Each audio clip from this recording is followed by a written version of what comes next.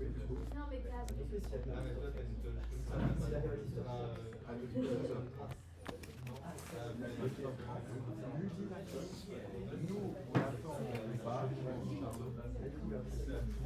Bien. On y retourne? Bien.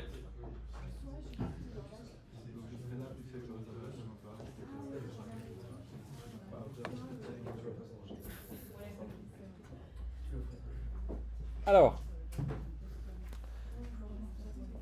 juste un petit mot parce que en discutant à la pause avec Michel, pour ne pas la nommer, je me rends compte que vous êtes, il y a sans doute un certain nombre d'entre vous qui commençaient la philo maintenant. Je vous ai dit au début de ce cours, en un sens, vous commencez par le pire en métaphysique. Là, je regarde les nouveaux en premier. Parce que les autres, vous êtes passés à travers philo du langage, philo de l'esprit, philo politique, philo morale, où il y a des choses qui sont dans un sens plus concrètes ou qui sont plus directement attachées à des questions qu'on se pose quand on vient à la philosophie. Là, on est à un niveau d'abstraction quand je vous dis qu'est-ce que c'est que l'existence, et puis maintenant je vous parle des quantificateurs.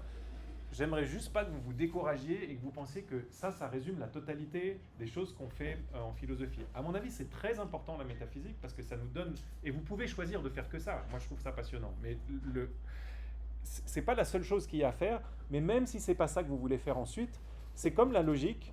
C'est des choses qui vous permettent d'avoir des bases de distinction, de classification que vous pouvez réutiliser partout après. D'accord ? Donc, je vois bien que ça peut être loin de vos intérêts et il ne faut pas que vous laissiez ça vous décourager. Prenez ça comme juste un intérêt instrumental. À ce moment-là, vous dites, bah ça va me servir pour la suite. A priori, de savoir si l'existence, c'est plutôt une propriété de premier ordre ou de second ordre, c'est pas vraiment pour ça que j'ai choisi de faire de la philo. Très bien, on a absolument le droit. Moi non plus au départ, mais après, ça m'a piqué, puis je trouve que c'est une très bonne question. Et peut-être ça va vous arriver aussi.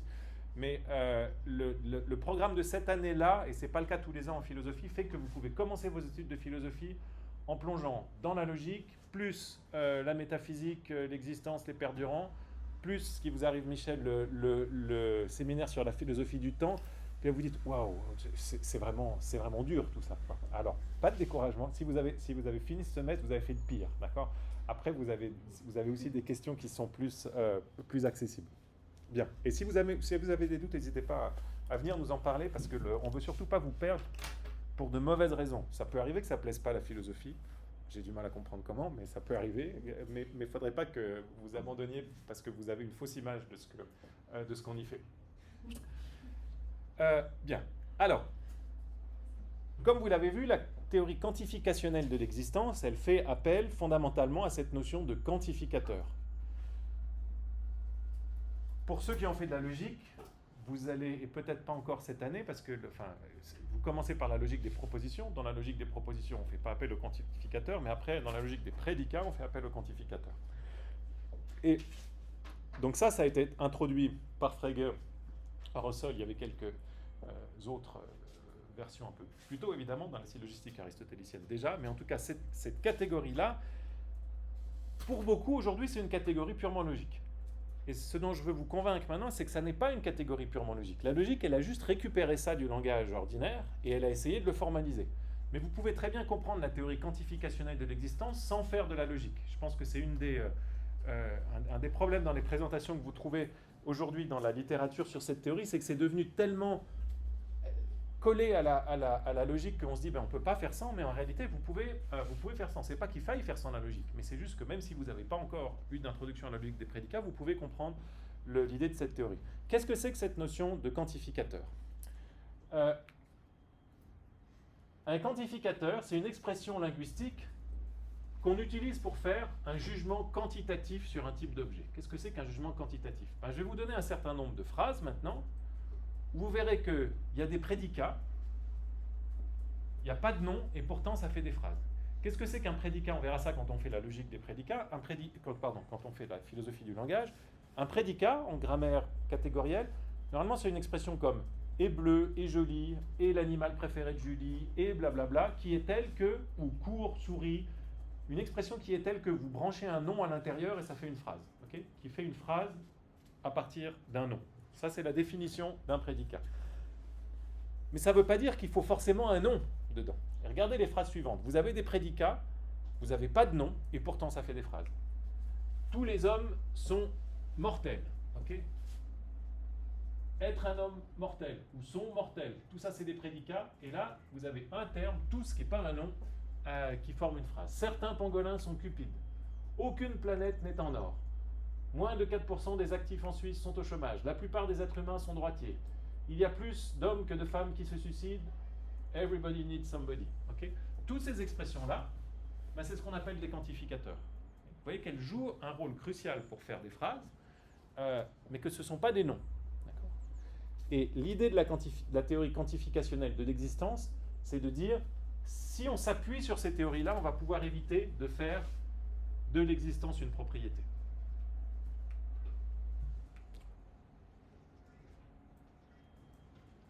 Donc, les prédicats qu'on retient en logique des prédicats, pardon, les quantificateurs qu'on retient en logique des prédicats, c'est tous aucun certain. Okay. Comment est-ce que vous pouvez expliquer maintenant cette théorie quantificationnelle sans faire appel à la logique? Comparez ces deux énoncés, Julie est jolie, quelqu'un est joli. Vous voyez qu'ici, vous complétez le prédicat est joli par Julie, puis ici, vous complétez le prédicat est joli par quelqu'un. Ça, c'est un énoncé singulier, comme je vous disais là. Ça, c'est un énoncé général. Pourquoi? Parce que quelqu'un, c'est pas un nom. Quelqu'un, c'est pas un nom propre. Et vous pouvez voir que quelqu'un, c'est pas un nom propre. Est-ce que c'est là-dessus que je l'ai mis? Oui. Parce que vous avez plein de choses, plein de types d'expressions qui ne marchent pas avec quelqu'un. En tout cas, que vous ne pouvez pas employer. Elles sont grammaticalement correctes, mais vous ne pouvez pas les employer. Si vous dites, vous pouvez dire « Hey Julie, regarde-moi », mais vous ne pouvez pas dire « Hey quelqu'un, regarde-moi ». Ça ne marche pas. Vous pouvez dire « Voici Julie, la meilleure écrivaine neuchâteloise ». Le meilleur écrivain neuchâtelois. Ça, c'est un problème avec ceux qui critiquent, c'est vraiment une parenthèse dans la parenthèse, mais ceux qui critiquent l'écriture inclusive ou épicène s'appuient souvent sur ce type d'exemple. Parce que si je vous dis « Voici Julie, la meilleure écrivaine neuchâteloise », ben vous vous dites « Ah, c'est la meilleure des femmes ». Okay. Tandis que si je vous dis « Voici Julie, le meilleur écrivain neuchâtelois », vous dites « Ah, c'est le meilleur de tous les écrivains neuchâtelois ». Okay. Donc il y a un problème quand vous féminisez, vous perdez la généralité et parfois ça va contre la chose que vous pouvez vouloir dire. Je ferme la parenthèse dans la parenthèse. Voici Julie, le meilleur écrivain neuchâtelois. Ça marche. Vous ne pouvez pas dire « Voici quelqu'un, le meilleur écrivain neuchâtelois ». Oui, Mel.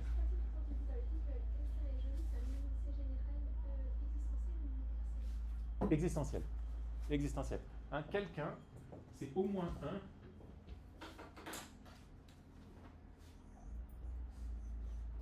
Ça dit, c'est ce qu'on traduit en langage ordinaire par certains,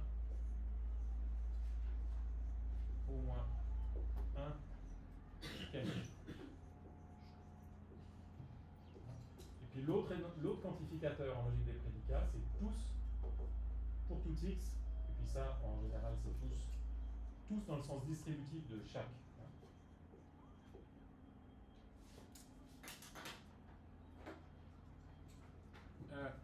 Alors, voici quelqu'un, le meilleur écrivain neuchâtelois, ça ne marche pas.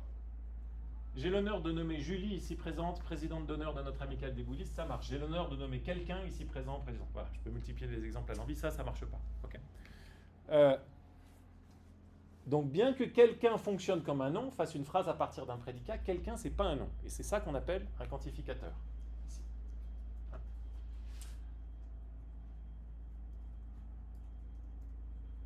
Vous avez un autre quantificateur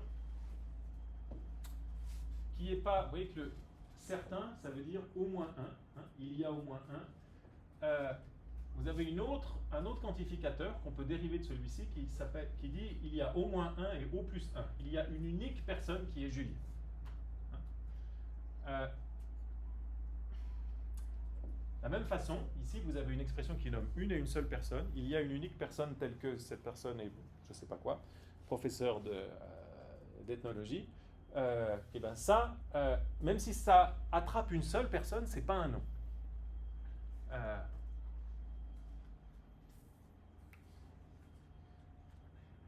Bien, donc ça c'est juste pour vous familiariser avec cette idée de quantificateur. Puis on va arriver maintenant à la manière dont on utilise cette théorie des quantificateurs pour formuler une théorie de l'existence. Donc en logique des prédicats, je vous disais à l'instant, donc je vous ai introduit des quantificateurs à partir du langage ordinaire, enfin si, j'en ai écrit au tableau malgré moi, je ne voulais pas le faire. Maintenant, qu'est-ce qu'on fait en logique? La logique, on développe un langage, qui est un langage formel, qui essaye de refléter un certain nombre d'articulations qu'on considère centrales de notre langage ordinaire. Et en logique, on introduit deux quantificateurs. Je vous l'ai dit là, quantificateur existentiel, il existe au moins un x. Et puis, il faut toujours compléter cette expression par un prédicat, f typiquement. Il existe au moins un x tel que cet x est f. Ça, c'est la manière dont on lit cette phrase-là. Il y a au moins x et cet x possède la propriété d'être f. Alors maintenant, si on veut formuler notre théorie quantificationnelle de manière plus formelle, de manière plus précise,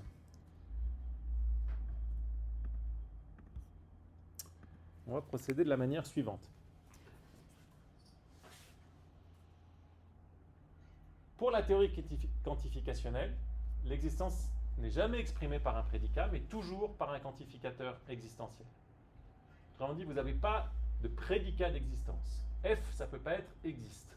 Okay. Quand vous dites il existe au moins une planète, vous ne dites pas il y a un objet qui possède la propriété d'exister. Okay. Vous traduisez ça comme ça. Vous disiez il existe au moins un x tel que x a la propriété d'être une planète. Okay. Vous n'introduisez pas le prédicat d'exister. Là, je l'ai fait, mais pour la théorie quantificationnelle, il ne faut pas le faire. Si vous écriviez il y a au moins un x tel que ce x est une planète et que ce x existe, si vous faisiez ça, vous réintroduiriez l'existence comme une propriété. Parce qu'ici, on a l'existence qui est un prédicat maintenant. X existe, plus x est une planète. Mais ça, c'est précisément ce qu'on ne veut pas faire.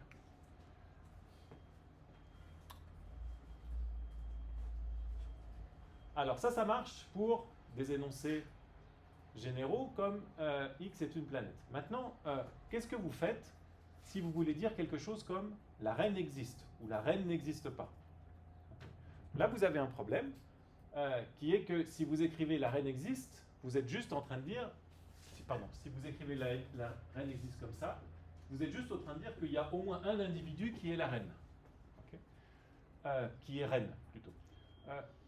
Mais en fait, c'est compatible avec le fait qu'il y en ait plein. Quand vous dites la reine, okay, vous voulez dire qu'il y a une et une seule reine qui existe. Comment est-ce qu'on fait pour exprimer un et un seul? Ici, on a un quantificateur qui est au moins 1 et on a un autre quantificateur qui est tous. Est-ce que vous arrivez, certains d'entre vous, vous devez le savoir, à me dire comment est-ce que je peux exprimer le fait qu'il y a une seule reine grâce à notre logique des prédicats maintenant? On a un quantificateur qui dit au moins 1, on veut un seul. Par quel petite invention logique on va réussir à exprimer exactement 1 maintenant? On ne va pas introduire un nouveau quantificateur. En principe, on pourrait le faire. On pourrait dire, j'introduis un nouveau morceau de formalisation, 1 et un seul. Mais on peut définir un et un seul. Oui, Michel? On pourrait dire 7 reines. Comment? 7 reines existent? Ou seule la reine existe? Oui, mais la question c'est de savoir comment on dit seule la reine existe. Okay. Vous allez dans la bonne direction, mais comment on fait 1? Vous voyez, on a au moins 1 et on veut exprimer au plus 1 maintenant. Il n'y en a pas une en plus qui est possible. On veut savoir qu'il y en a un exactement. Comment vous faites pour exprimer 1 exactement? On utilise le terme unique. Le terme unique. Ça, c'est ce qu'on fait dans le langage ordinaire. D'accord? Mais là, on est en train de se poser une question de formalisation qui est de dire, maintenant, dans notre langage logique, il existe au moins 1, on a pour tout x, puis on a des prédicats, et puis on n'a pas le droit, on ne voudrait pas introduire un nouveau terme. Donc, ce que vous suggérez, c'est qu'on introduise un nouveau terme pour dire, il existe au moins 1 et au plus 1. Okay. On pourrait introduire ça. Mais quand on fait de la formalisation, on essaye d'introduire le moins de termes possible pour pas compliquer, c'est déjà compliqué de formaliser, donc on essaye de faire avec le moins d'éléments possible. Donc on ne veut pas introduire un nouveau terme, donc il faut cuisiner avec ça. Théorie des descriptions définies, ce qu'on fait la philo du langage, vous avez tout oublié déjà? C'est pas vrai. Vous vous souvenez de ça ou pas du tout?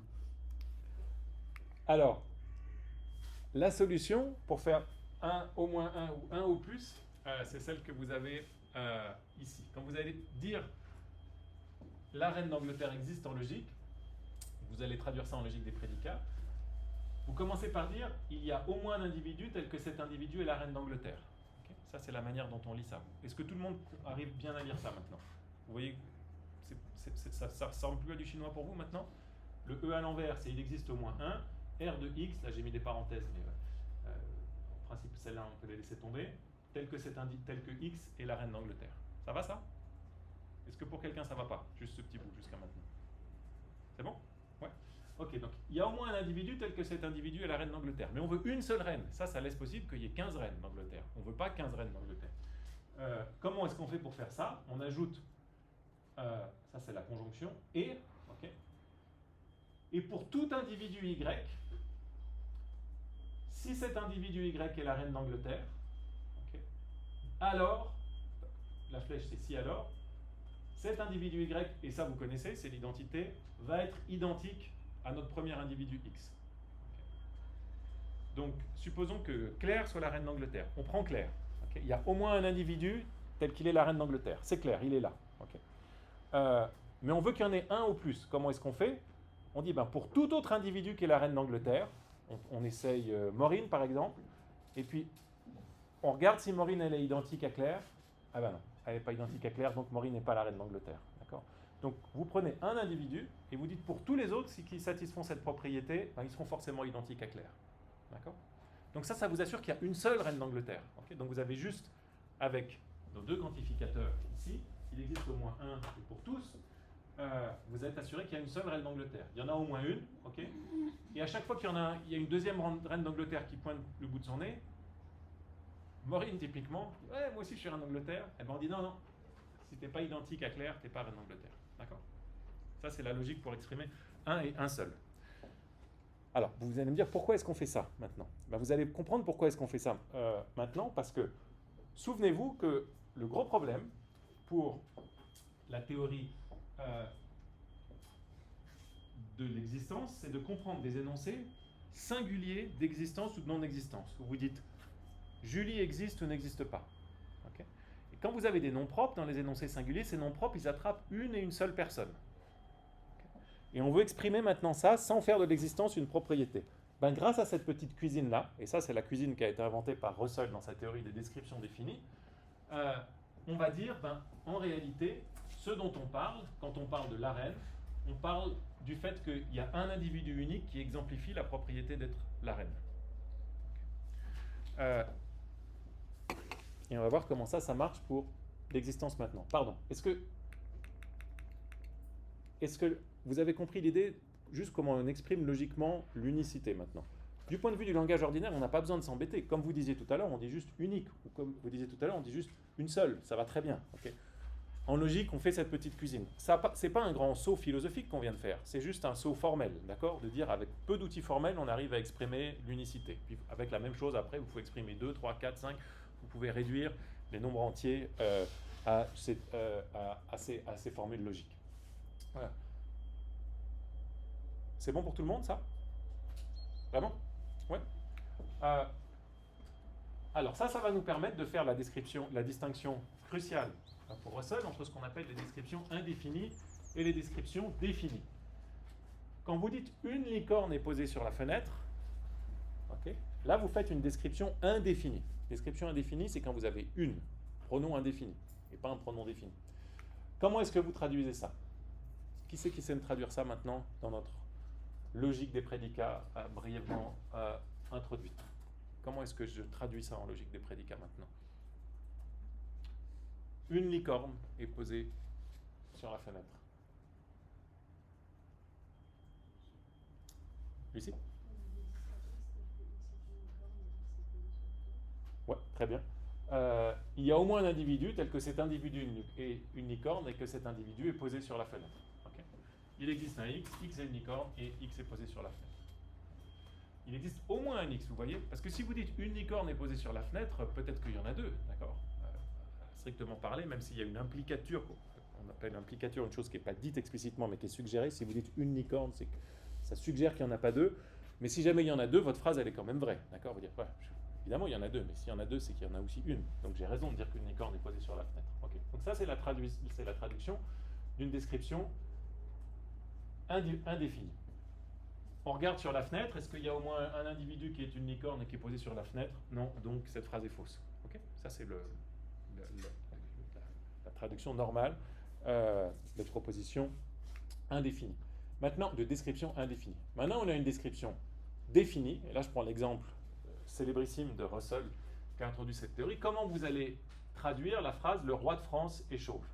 Okay. Donc ça, c'est une description définie. Pourquoi? Parce que ce n'est pas un roi de France est chauve, c'est le roi de France est chauve. Okay. On en veut un seul de roi de France. S'il y en a deux, c'est faux. Okay. Donc là, il y en a un et un seul. Comment est-ce qu'on fait? Eh bien, on va dire cette phrase-là, ce qu'on appelle sa structure profonde, la manière dont il faut la comprendre, c'est il y a un et un seul individu, tel que cet individu est le roi de France et qu'il est chauve. Okay. Ça, c'est ce que veut dire cette phrase dans cette interprétation. Quand vous dites ça, vous dites il y a un individu unique, tel qu'il est le roi de France et qu'il est chauve. Comment est-ce que vous traduisez ça? Ben maintenant, je vous ai dit comment est-ce qu'on pouvait réduire, on pouvait obtenir l'unicité avec nos quantificateurs. La formule, elle va vous faire mal aux yeux pour commencer, mais vous allez voir qu'elle n'est pas très compliquée. Au fond, qu'est-ce qu'on dit? On dit, il y a au moins un individu, tel que cet individu est le roi de France, et que pour tout autre individu, s'il est le roi de France, ben, il est identique à notre individu de départ. C'est l'exemple de Maureen Éclair tout à l'heure. D'accord? Donc là, vous êtes sûr qu'il n'y en a qu'un seul. Okay. Il n'y a qu'un seul individu qui est le roi de France, et en plus, ce roi de France est chauve. Donc ça vous dit, c'est la traduction logique de la phrase qu'est là, le roi de France est chauve, d'après Russell. Ça, c'est sa grande théorie des descriptions définies, et vous allez comprendre maintenant pourquoi cette théorie-là, qui paraît être juste de la cuisine logique, on ne comprend pas pourquoi est-ce que, à première vue, on ne comprend pas pourquoi est-ce que c'est si important. Ben, pourquoi c'est important? Précisément pour cette théorie quantificationnelle de l'existence. On évite, grâce à ça, de faire de l'existence une propriété. Comment? Donc, pardon, ça c'est la façon dont on traduit la phrase, okay. Puis on se demande, est-ce que c'est vrai qu'il y a un individu unique qui est le roi de France et qui est chauve? On cherche, est-ce qu'il y a un individu unique qui est le roi de France et qui est chauve? Non, donc cette phrase est fausse. Donc ça marche comme pour la licorne précédemment, sauf que la licorne, on en avait une, description indéfinie, là on a un seul, ça c'est une description définie. Pourquoi est-ce qu'un seul, ça nous intéresse autant? Pourquoi est-ce qu'on a autant d'obsession à pouvoir exprimer l'unicité? Ben, c'est précisément parce que la grande thèse de Russell, ça va être qu'à chaque fois que vous avez un nom propre, presque à chaque fois que vous avez un nom propre, ce nom propre, c'est ce que Russell appelle une description définie déguisée. Donc vous avez l'impression que c'est une phrase singulière qui parle d'une seule chose, parce qu'il y a un nom propre, mais en réalité, ce nom propre, c'est une description définie déguisée. Et ça va vous permettre de... on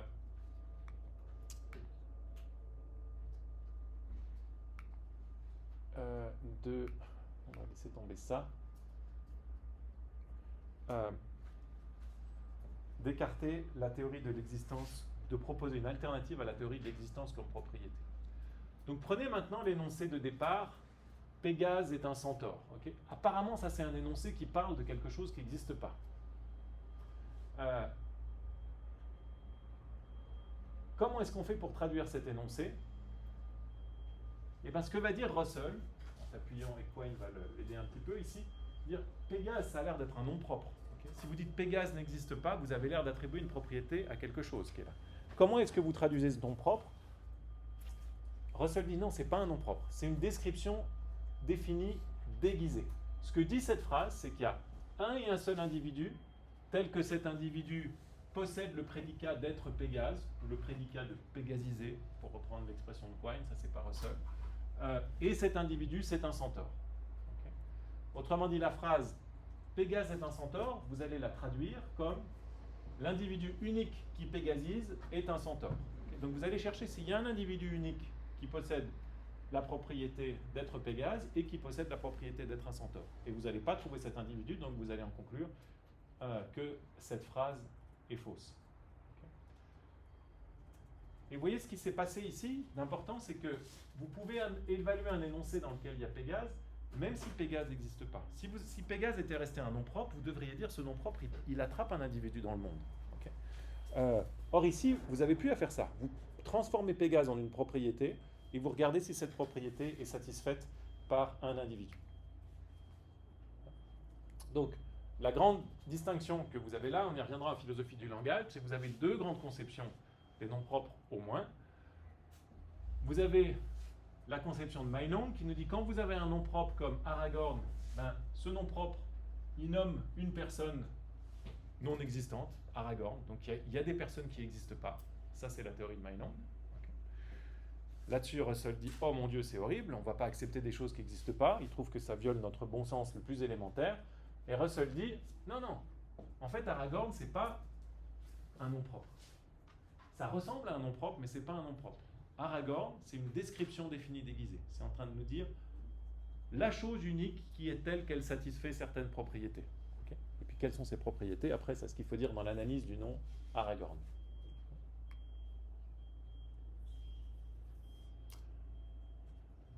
Alors, je vous lis la citation de Quine, qui a poussé plus avant la théorie cette théorie de Russell, mais substantiellement, il ajoute pas énormément.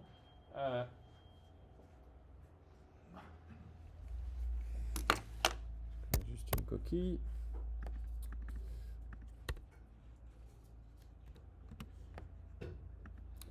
Je vous la lis en entier parce que ça devient plus clair sur la fin. Nous pouvons très facilement nous engager ontologiquement en disant par exemple qu'il y a quelque chose que les maisons rouges et les couchers de soleil ont en commun, ou qu'il y a quelque chose qui est un nombre premier entre 1000 et 1010. Mais c'est essentiellement la seule façon dont nous pouvons nous engager ontologiquement, par notre utilisation de variables liées. L'utilisation de noms supposés n'est pas un critère, car nous pouvons répudier leur nom au pied levé, à moins que l'hypothèse d'une entité correspondance puisse être repérée dans les choses que nous affirmons en termes de variables liées. Les noms sont en fait tout à fait immatériels pour la question ontologique, car j'ai montré en relation avec Pégasus et Pégasisé que les noms peuvent être convertis en descriptions. Ça c'est Russell. Et Russell a montré que les descriptions peuvent être éliminées. Tout ce que nous disons à l'aide de noms peut être dit dans un langage qui évite complètement les noms. Être, c'est purement et simplement être la valeur d'une variable. Alors qu'est-ce que veut dire Quine ici? L'idée, c'est que quand vous êtes... C'est bien que j'ai écrit ça. Donc ici, vous avez l'énoncé existentiel. Il existe x. Ici, vous avez l'énoncé universel pour tout x. Quand vous avez des jugements singuliers, c'est des jugements dans lesquels vous avez des noms propres. Les noms propres, par convention logique, on les écrit avec des lettres minuscules A, B, C. Okay. Ce qui est en train de dire Quine ici,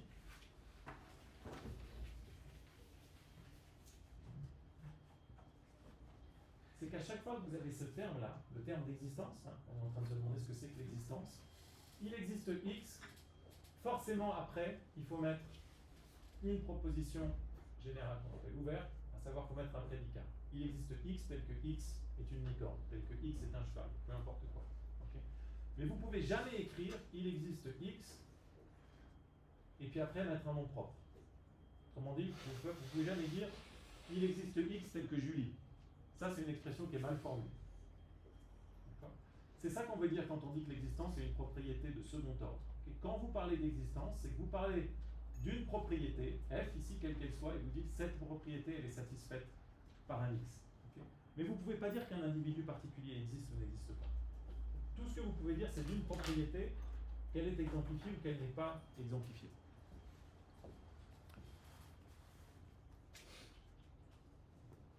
Hein, donc, d'une certaine manière, j'ai l'impression de...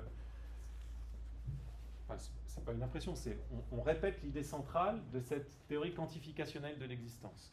L'existence, c'est pas quelque chose qui s'applique à des objets. On ne peut pas dire Jessica existe. Okay. Quand on dit Jessica existe, on est en train de transformer Jessica, le mot Jessica, pas la vraie Jessica, on est en train de transformer le mot Jessica en un prédicat. Okay. Il y a quelque chose qui possède la propriété d'être Jessica. Et maintenant, c'est à nous de dire qu'est-ce que c'est que cette propriété d'être Jessica. Est-ce que c'est s'appeler Jessica? Est-ce que c'est avoir des propriétés essentielles de Jessica, etc. Okay. Mais vous ne pouvez jamais dire qu'un objet existe dans cette théorie-là. Okay. Bien. Alors, il nous reste un gros quart d'heure. On va voir maintenant ce qui va peut-être éclairer cette théorie en retour, un certain nombre d'objections à cette théorie quantificationnelle. Et puis on va voir pour terminer une théorie alternative entre les deux qu'on a vues, la théorie de l'existence comme propriété et la théorie de l'existence comme propriété de second ordre, la théorie quantificationnelle de l'existence. Alors qu'est-ce qu'on peut objecter à la théorie quantificationnelle? Il y a eu plusieurs objections qui ont été avancées, je vous en ai mentionné 5 ou 6, je crois, ici. Et certaines font écho à une des choses que vous avez dites tout à l'heure, Guillaume. Donc, une première objection à la théorie, c'est de dire vous aboutissez à une forme de circularité. Pourquoi ? D'après la théorie quantificationnelle, dire qu'un objet existe, c'est de dire que la propriété d'être f, qui caractérise cet objet, est exemplifiée. Okay. Mais qu'est-ce qu'on dit quand on dit qu'une propriété est exemplifiée ? Est-ce qu'on n'est pas juste en train de dire qu'il existe un objet qui possède cette propriété ? Ou qu'il existe des instances de cette propriété ? Okay. Donc quand je suis en train de dire, on veut analyser, on veut comprendre ce que c'est que l'existence, okay. Je dis qu'est-ce que c'est pour Dieu d'exister ? C'est le fait pour les propriétés d'être infiniment bon, infiniment puissant et infiniment connaissant, d'être exemplifié. Ok, qu'est-ce que c'est pour cette propriété d'être exemplifiée ? Ben, ça veut juste dire qu'il existe un objet qui exemplifie ces propriétés-là. Okay. Et là, vous voyez que j'ai dit maintenant, il existe un objet. Okay. C'est exactement ce qu'on voulait essayer d'analyser, et il semble que dans la notion même d'exemplifier une propriété, d'instancier une variable, de satisfaire un universel, peu importe de tomber sous un concept, vous avez plein de manières de le dire, mais l'objection revient à chaque fois sous une forme légèrement modifiée. Qu'est-ce que c'est que de dire que une chose existe si et seulement si la propriété qui lui correspond est exemplifiée ? Ben, ça revient à dire si et seulement s'il existe quelque chose qui exemplifie cette propriété. Par exemple, si vous dites le président de la Confédération existe, comment est-ce qu'il faut comprendre ça ? D'après cette lecture accusatoire, il existe un individu qui exemplifie la propriété d'être le président de la Confédération. Okay. Vous avez fait revenir l'existence par la porte de derrière. Vous l'avez chassé de votre énoncé de départ, okay, grâce à la théorie des descriptions définies, en disant il y a au moins un individu tel que qui satisfait la propriété d'être le président de la Confédération. Mais qu'est-ce que c'est que satisfaire une propriété ? Qu'est-ce que c'est qu'exemplifier une propriété ? Ben, c'est juste être quelqu'un qui existe et qui satisfait cette propriété.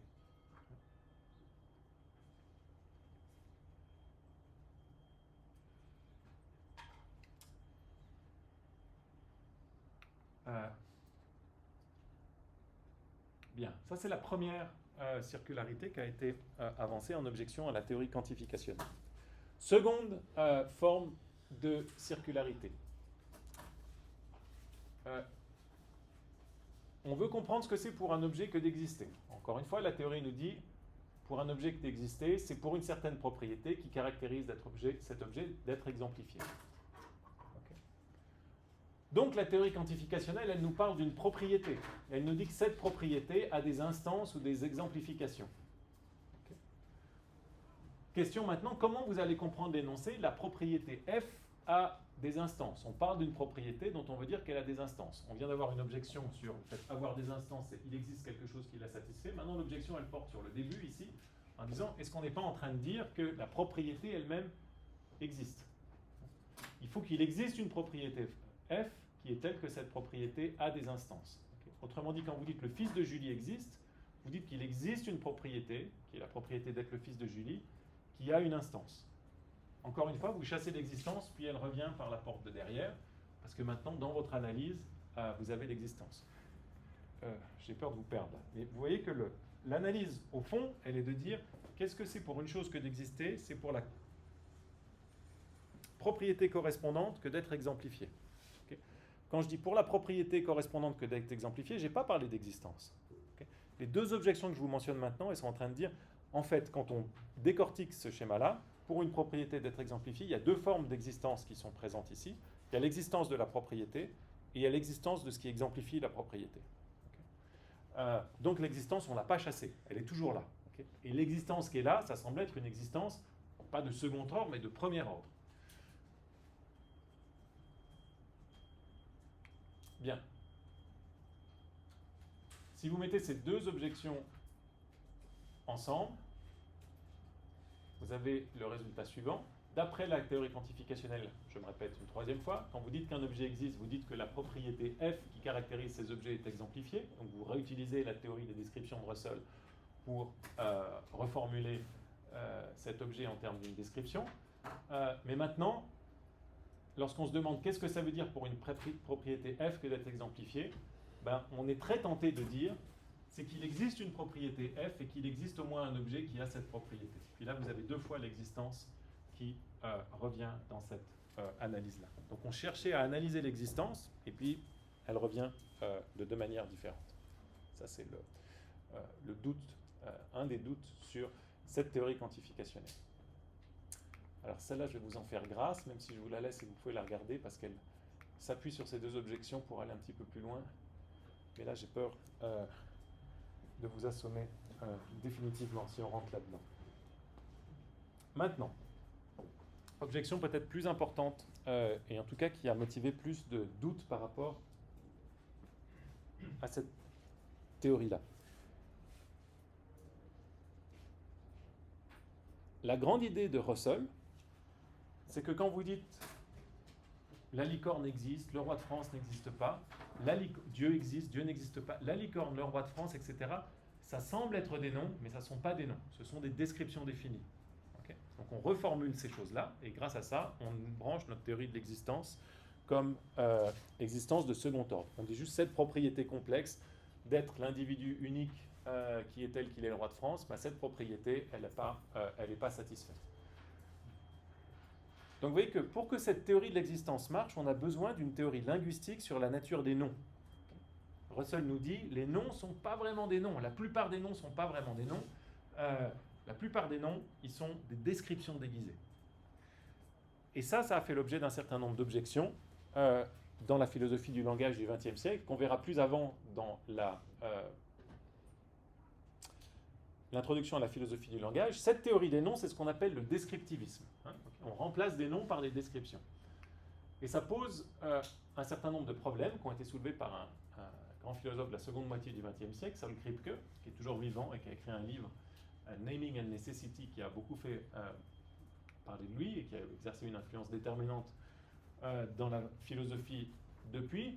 On verra en détail les objections de Kripke, mais je vous donne juste un exemple pour vous suggérer qu'on ne peut pas vraiment substituer aussi facilement les descriptions à des noms. Prenez cet énoncé-là. Donc là, vous avez apparemment un nom propre ici. Simon-Pierre Chevary-Cossette enseigne la logique. Okay.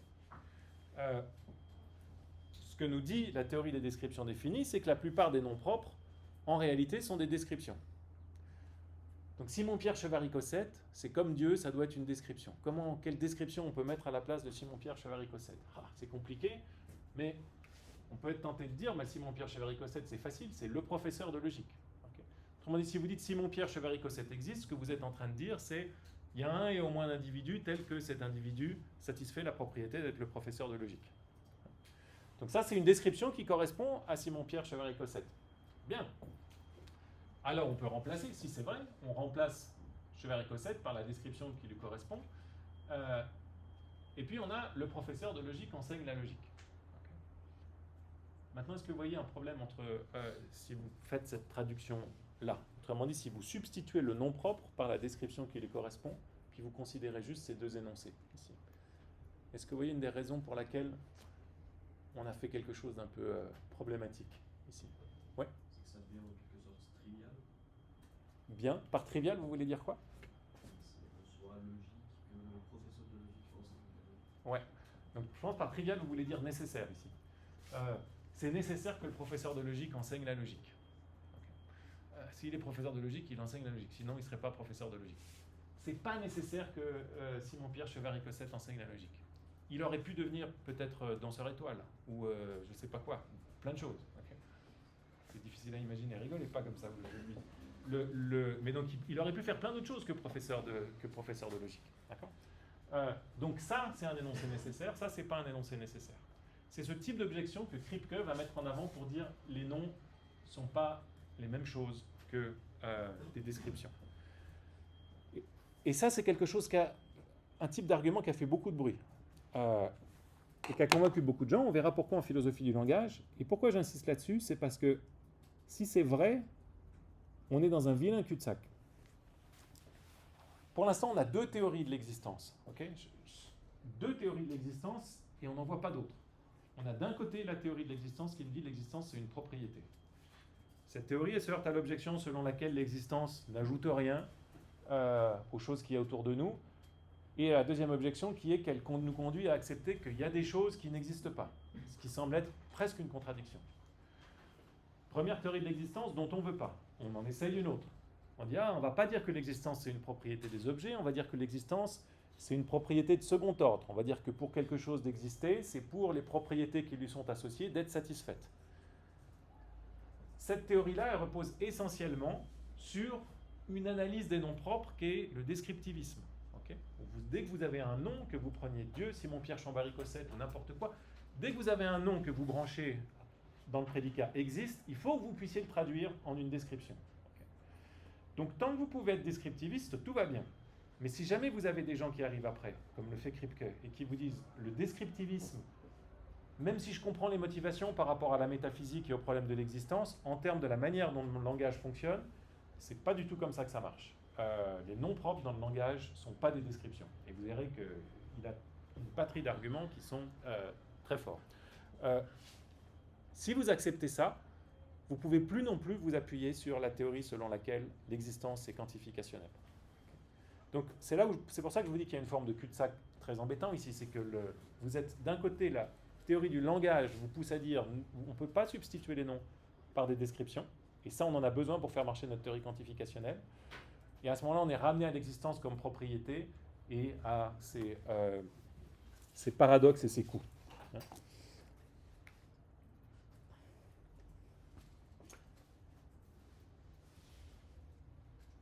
Je vous donne une dernière objection, après l'avant-dernière, pour passer sur une théorie intermédiaire que je vous présenterai rapidement, faire la transition sur la séance suivante. Dernière objection à la théorie quantificationnelle. Russell ne dit pas que tous les noms sont des descriptions dérivées. Il dit qu'il y a certains noms propres. Okay, donc presque tous les noms propres pour Russell sont des descriptions. Si vous dites le pangolin, c'est l'individu unique tel qu'il satisfait telle ou telle propriété. Dieu, c'est l'individu unique tel qu'il satisfait telle ou telle propriété. Mais il y a un type d'expressions pour Russell qui sont des vrais noms propres, des authentiques noms propres. Est-ce que vous savez lesquels elles sont? Soit que vous vous en souvenez, soit que vous arrivez à le deviner. Il y a un type de nom propre pour lequel on ne peut pas faire ça. Il y a des vrais noms propres. Il n'y en a pas beaucoup, mais il y a des vrais. Quelqu'un les a touchés du doigt tout à l'heure. Maureen. Ouais. Ceci.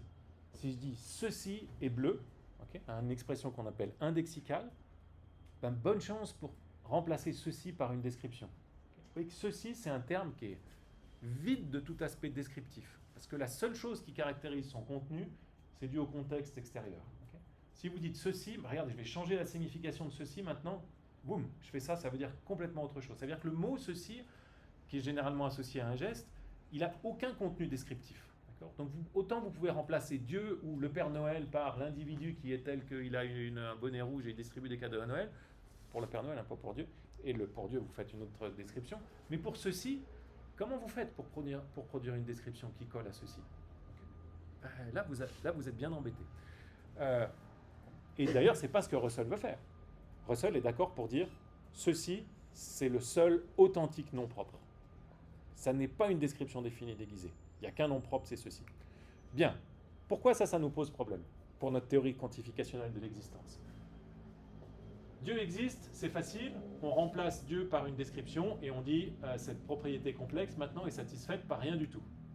Mais prenez maintenant un jugement d'existence qui fait intervenir un vrai nom propre. Antoine Taillard existe, si Antoine Taillard a un vrai nom propre. Là aussi Russell est pas très loin de l'admettre. Vous prenez juste ceci existe. Si je vous dis ceci existe maintenant. Ça c'est une phrase bien formée. Okay. Ceci, là, existe. Ça marche. Comment vous faites pour comprendre cette phrase-là? Vous ne pouvez pas remplacer ceci par une description, et donc vous avez l'existence qui est attribuée à un objet. Okay. Donc vous retombez dans la première théorie qui nous dit que l'existence, ça doit être une propriété d'un objet. Vous voyez que là, vous ne pouvez pas faire la cuisine il y a un individu unique tel que cet individu est ceci, tel que cet individu est quoi. Vous ne pouvez rien mettre dans votre traduction. Donc cette phrase-là, elle pose un problème très difficile pour ceux qui acceptent la théorie quantificationnelle. Et peut-être qu'elle nous met aussi sur la voie de la bonne théorie que je vais... je ne sais pas si c'est la bonne théorie, mais en tout cas, je vais au moins la mentionner pour terminer maintenant. quand vous regardez cette phrase, ceci existe, ça c'est un vrai nom propre d'après Russell, pas de description qui lui correspond, donc on attribue l'existence, semble-t-il, à un objet. Pourquoi est-ce qu'on ne veut pas attribuer l'existence à un objet? Objection principale, pour Russell en tout cas, même si ce n'est pas la seule, parce que ça nous conduit à accepter des objets qui n'existent pas. Vraiment? Ben voilà peut-être une raison de penser que ce n'est pas le cas. Essayez d'avoir une expression du type « ceci n'existe pas », cette fois qui est vrai. Si vous dites « ceci n'existe pas », ça semble être quelque chose qui est toujours faux. Est-ce que vous arrivez à trouver un exemple d'occurrence de « ceci n'existe pas » ? Si c'est ceci, si je montre quelque chose, c'est que ça existe. D'accord ? Je ne peux pas vous dire « ceci n'existe pas » et vous montrer le Père Noël. Peut-être de manière détournée, hein. Je peux vous montrer un symbole ou une image du Père Noël en disant ceci, en voulant dire ce qui est représenté par cette image, mais vous voyez que c'est des cas un peu plus indirects. Si vous montrez directement quelque chose, vous ne pouvez pas dire que cette chose n'existe pas, enfin vous pouvez le dire, mais vous vous tromperez forcément. Okay ? On va dire, voilà. Regardez, il n'existe pas. Ah non, c'est pas possible. Forcément, si il est le référent de votre nom propre, il existe. Alors ça a suggéré la théorie intermédiaire suivante, défendue notamment par Kripke, Salman Amy, Thomason et d'autres,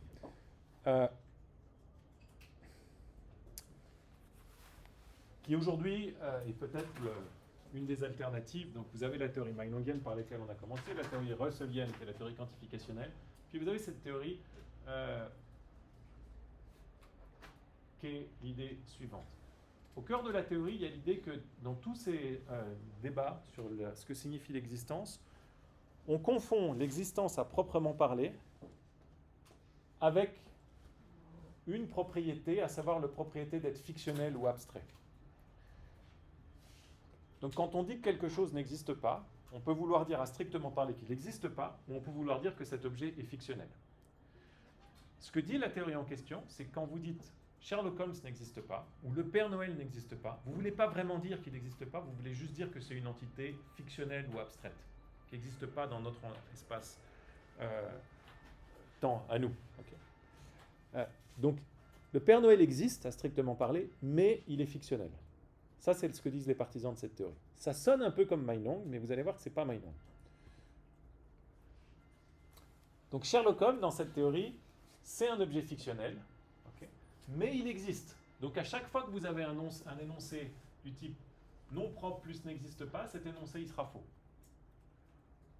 Ce que veulent dire ces énoncés, la raison pour laquelle on est attiré par ces énoncés, Sherlock Holmes n'existe pas, c'est parce qu'on veut dire Sherlock Holmes n'existe pas actuellement ou concrètement. Alors Sherlock Holmes n'est pas un objet concret. Sherlock Holmes n'est pas un objet réel, par opposition à fictionnel. Okay ? Mais il existe. Donc tous les objets fictionnels existent dans cette théorie-là. Mais ils ne sont pas concrets. Alors pourquoi c'est une alternative à nos deux théories? Pourquoi je dis que c'est une théorie intermédiaire? Je vous l'ai présentée très vite, mais je pense qu'elle est un peu plus intuitive et je vous ferai un petit rappel la prochaine fois. Pourquoi c'est une théorie intermédiaire? Parce que d'un côté, comme Meinong, c'est une théorie qui fait de l'existence une propriété de premier ordre. Premier au masculin, pardon. Autrement dit, Sherlock Holmes, vous et moi, on a la propriété de premier ordre qui consiste à exister. Autrement dit, c'est une théorie qui est exposée à l'objection selon laquelle la théorie d'exister, elle nous glisse entre les doigts. C'est l'objection du Hume de tout à l'heure. Cette théorie-là ne répond pas à cette objection-là. Mais elle répond à l'objection qui consiste à dire, si on fait de l'existence une propriété de premier ordre, alors il y a des choses qui existent sans exister. Pourquoi est-ce qu'elle répond à cette objection-là? Parce que c'est une théorie précisément qui nie qu'il y ait certains objets qui n'existent pas. Tous les objets, y compris Sherlock Holmes, existent.